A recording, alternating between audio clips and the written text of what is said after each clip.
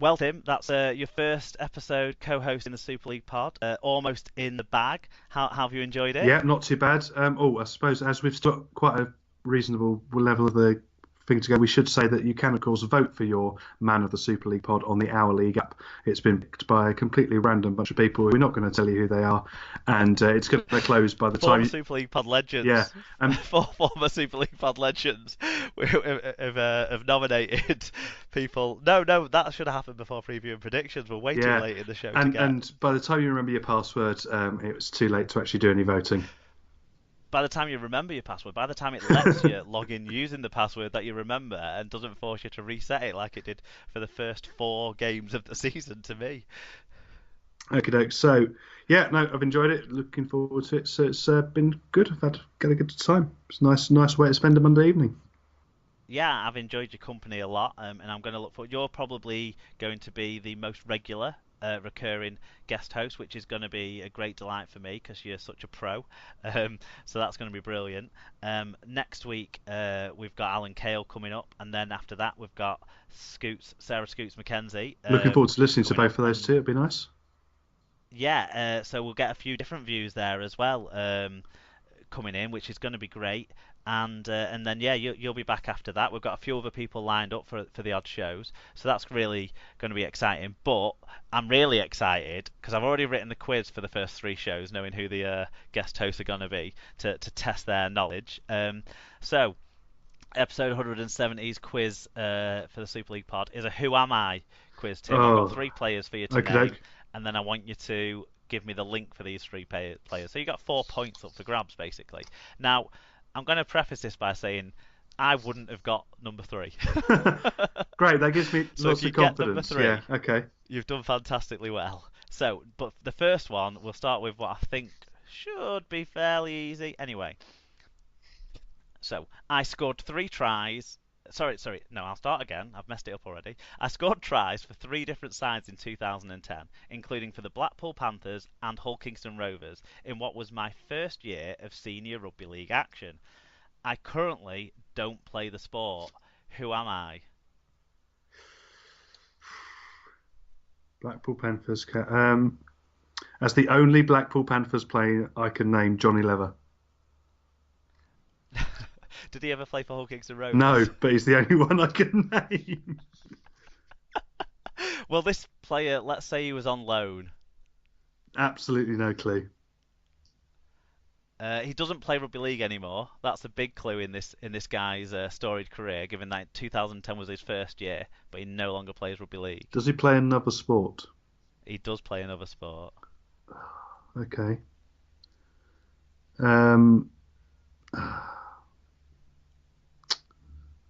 Oh, he's there. I can.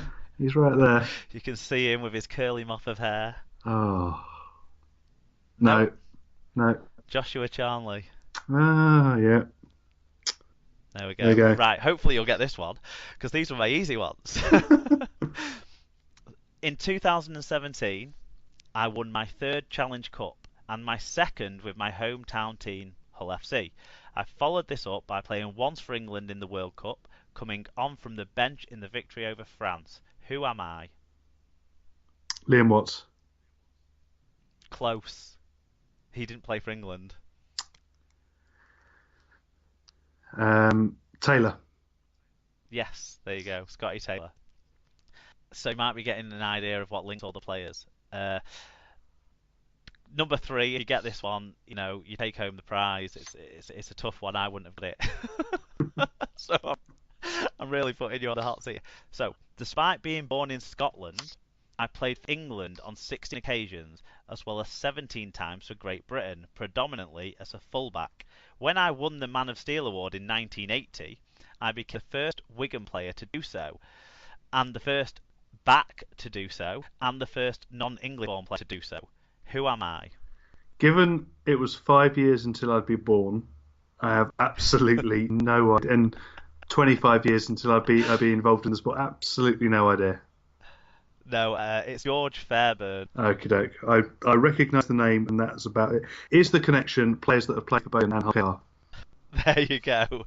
Actually, Fairbairn played over 100 times for both clubs through the 80s, So pretty good standing at Yeah. both clubs, but one beyond our years. I think that's the problem there for us too. Well played. You got 2 out of 4 on your points there, so that's half marks. That's always seen as the benchmark. So that's good. That's good work. Okay, I'll have to write you one for the return leg next time. And I'm sure it's going to be very, very challenging. Do you have any recommendations to throw in? This is your platform now as a co-host of Super Yeah, League I've Pod. got a couple. The first one is Bar TV Sports. It's a YouTube channel where you can find lots of Australian games, so lower level games, sort of lots of youth level games. They streamed the Hammersmith Hills Hoist Challenge Cup game. If you watch that, they were the people who did that, the platform. And I went back into their YouTube channel when I was looking around, and there's hundreds of lower level Australian rugby league Wow. games, and the commentators on them are really good.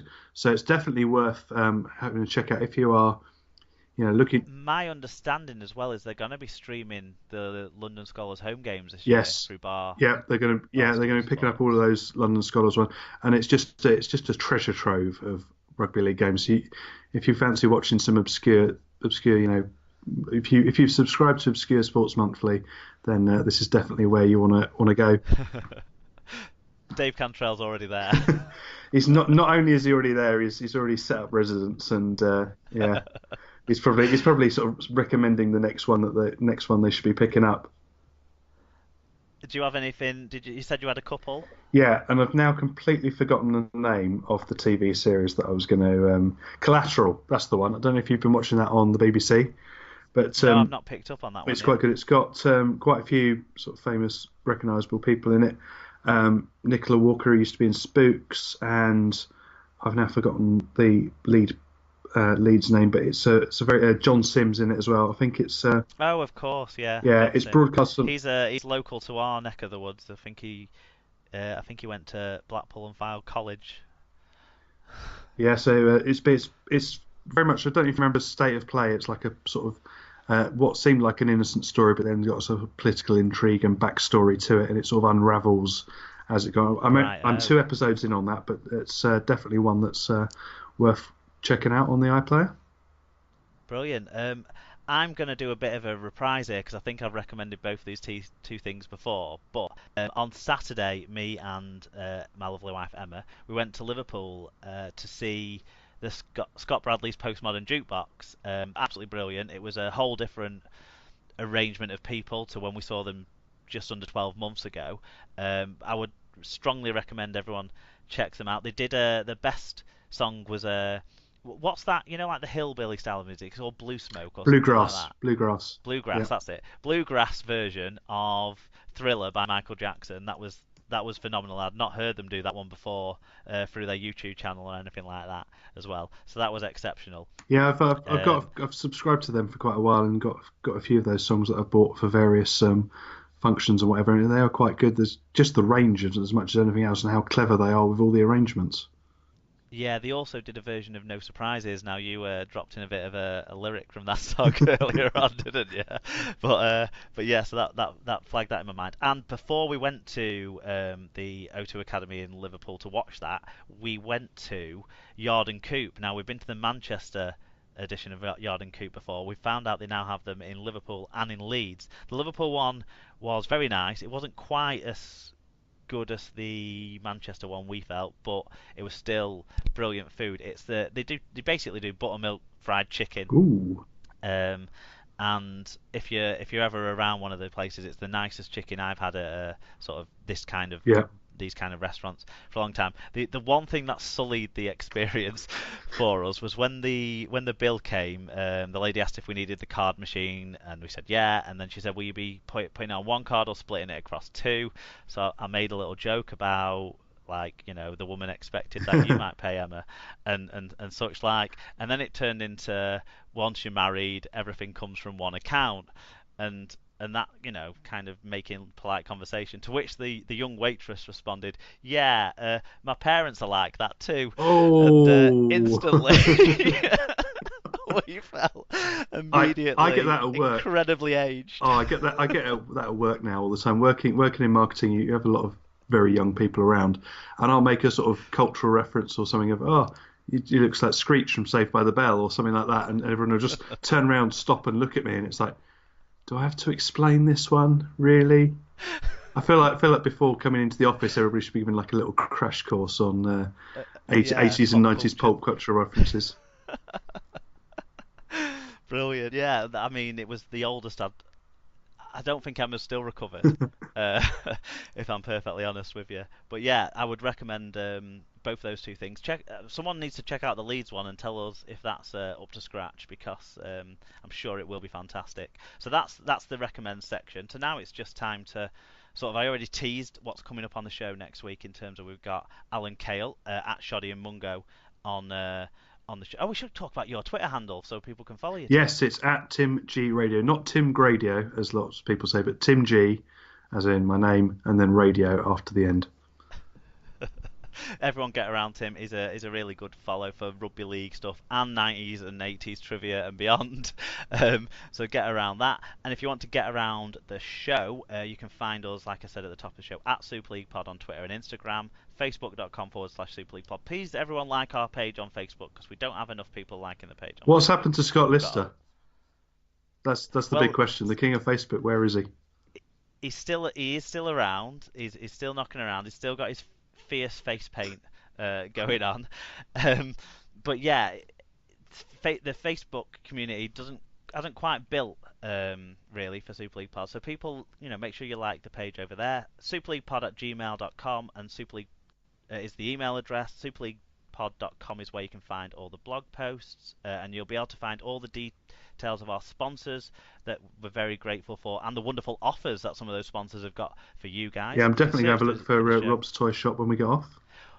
My favourite thing that Rob sells is giant playing cards. So you can have your own, play your cards right wherever you want. There you go. There you go. Play your cards right. There's a 90s TV reference for you. Try it at work tomorrow. See if they're on board with that one. Yeah. So all that's left really to do is thank Tim for being a part of this first show back, and thank everyone for listening. Make sure you tell us what you think about how much of a mess we made of things. Tell us how well you did in the quiz, and comment on the structure debacle and all of that, and be in touch for next week by all those methods I just mentioned. And see you next time on the Super League Pod. See you soon.